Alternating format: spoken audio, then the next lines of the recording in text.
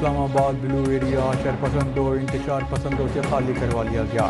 Bushra be be اور علی امین ڈنڈا پور D چوک area سے اکٹھے فرار۔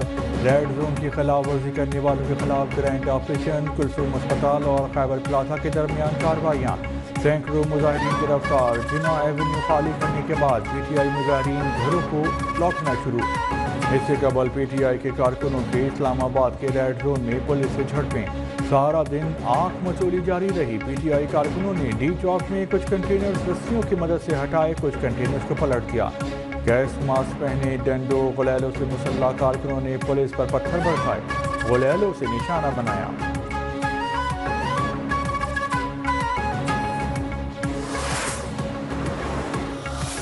پرسوں سے اسکول کھل جائیں گے، اگر کل آلریڈی اناؤنس ہو چکی ہوئی ہے تو اس کو نہیں کر سکتے انڈو۔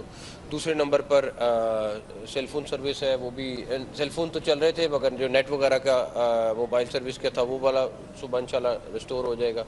کل تک ہم سارا کر کے روڈ انشاءاللہ صبح چالو حالت میں آپ کو ملے گی۔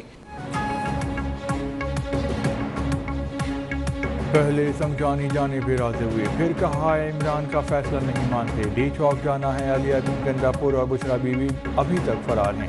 وفاقی وزیر داخلہ محسن نقوی کی ڈی چوک پہ میڈیا گفتگو۔ کہا پہلے روز سے کہہ رہا تھا کہ مذاکرات کبھی نہیں ہوں گے، انہوں نے دھمکیاں دے کر اربوں کا نقصان کر کے دیکھ لیا۔ امید ہے کل نیا دن نئی سوچ کے ساتھ طلوع ہوگا۔ اسکول پرسوں سے کھل جائیں گے، موبائل فون سروس بحال ہوگی۔ محسن نقوی نے کہا کتنی بار ایسا کریں گے، اب بس کریں، کچھ کنٹینر ابھی ہٹا دیں گے، کچھ بعد میں۔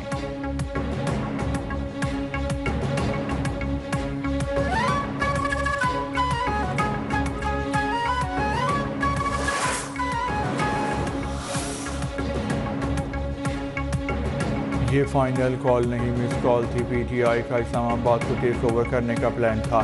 علی امین فائنل کال دے کے فرار ہو گئے۔ علی امین کا نام بھگوڑا ہونا چاہیے۔ بڑی تعداد میں لوگ گرفتار کیے گئے ہیں۔ وفاقی وزیر اطلاعات عطا اللہ کی میڈیا گفتگو۔ کہا ماضی میں ان لوگوں کو حمایت حاصل تھی، اس لیے ڈی چوک پہ انہوں نے دھرنا کیا۔ اگر انہوں نے فائنل کال دی تھی تو پھر یہ بھاگے کیوں؟ اسلام آباد کو کلیئر کر دیا گیا ہے، جلد جڑواں شہروں کے راستے کھول دیے جائیں گے۔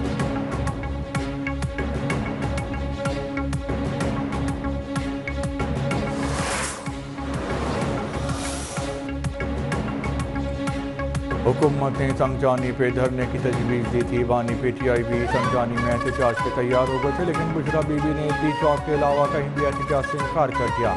خیبر پختونخوا حکومت کے ترجمان بیرسٹر سیف کا نجی ٹی وی کو انٹرویو۔ کہا امید ظاہر ہے اس مسئلے کا سیاسی حل نکلے گا، لیکن جن کے پاس مسئلے کا حل ہے وہ بات نہیں کرنا چاہتے۔ بانی کے پاس کسی کا پیغام لے کے نہیں جاتے، صرف تجویز لے کے جاتے ہیں۔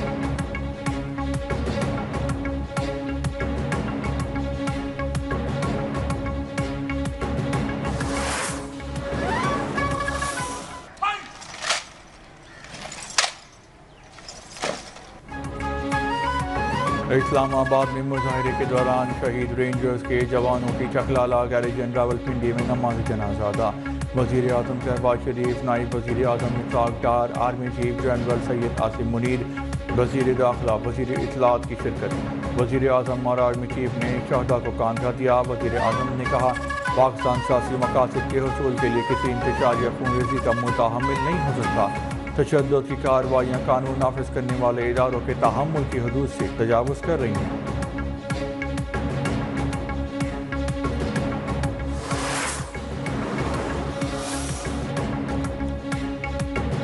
احتجاج کی آڑ میں پی ٹی آئی کارکنان کی پرتشدد کارروائیوں میں رینجرز کی 3، پنجاب پولیس کے 2 اہلکار شہید، 3 رینجرز اہلکاروں سمیت پنجاب پولیس کے 119 اہلکار زخمی۔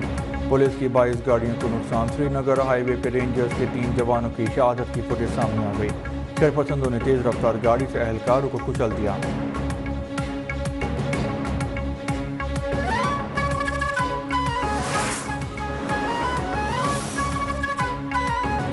شہید رینجرز اہلکاروں کو شرپسندوں کی جانب سے گاڑی سے کچلنے کا معاملہ، ڈیوٹی پہ معمور جوانوں کی چشم کشا بیان منظر عام پر آ گئے۔ رینجرز اہلکار کے مطابق رات 2 سے 3 بجے کے وقت دھرنے والی سائڈ سے ایک تیز رفتار گاڑی آئی جو رینجرز اور پولیس اہلکاروں کو مار کے آگے نکل گئی۔ واقعے میں ہمارے 3 جوان شہید، 3 زخمی ہوئے، پولیس کے 3 اہلکار زخمی ہو گئے۔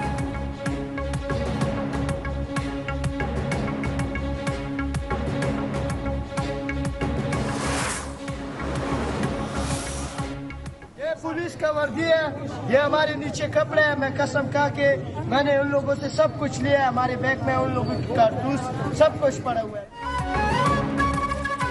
PTI के कारकुनान का पुरतशद्दुद कार्रवाइयों का एतराफ़। नाम नहाद एहतजाज के नाम पर PTI कारकुनान की पुरतशद्दुद कार्रवाइयाँ। PTI कारकुनान ने पुरतशद्दुद कार्रवाइयों का एतराफ़ किया। वीडियो के मुताबिक PTI कारकुनान पुलिस पर हमलों सरकारी सामान छीनने का एतराफ़ कर रहे हैं।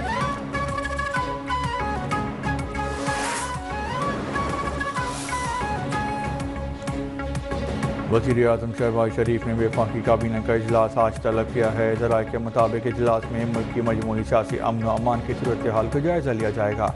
PTI एहतजाज के तनाजुर में हुकूमती हिकमत अमली का जायज़ा लिया जाएगा।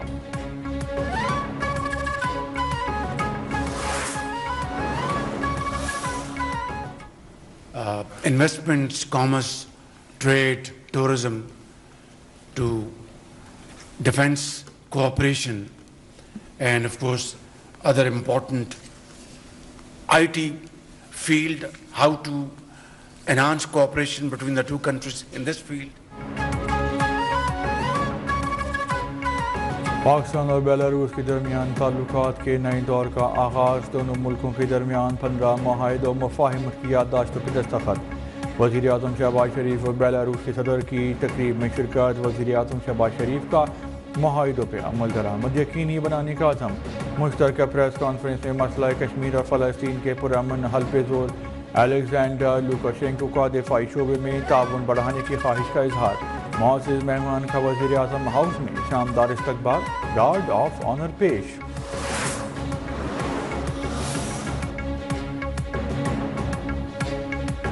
पाकिस्तान बेलारूस के साथ ताल्लुकात को कदर की निगाह से देखता है। बेलारूस के सदर का दौरा ताउन और शराकत दारी की नई राहें खोलने में इंतहाई मददगार साबित होगा। वज़ीर आज़म शहबाज शरीफ पुरअज़म कहा, बेलारूस के साथ मुआहदों को फौरी अमली जामा पहनाएंगे। IT, ज़राअत समेत मुख्तलिफ शोबों में सरमायाकारी के मौक़े मौजूद हैं। बेलारूस के सदर बोले, पाकिस्तान ने माजी में सैलाब समेत दीगर मुश्किलात का सामना किया। हमें अवाम की बेहतरी के मंसूबों पर अमल करना होगा। हम टेक्नोलॉजी के मैदान में एक दूसरे के मददगार साबित होंगे।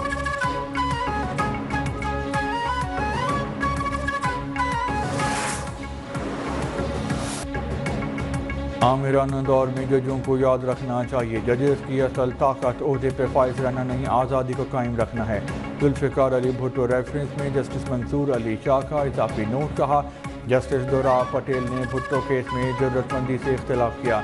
दुराब पटेल ने ज़िया के जारी करदा अबूरी आइन के तहत हलफ से इनकार किया। समझौता कर लेने की मीरास छोड़ने के बजाय ओहदा खो देना छोटी सी कुर्बानी है।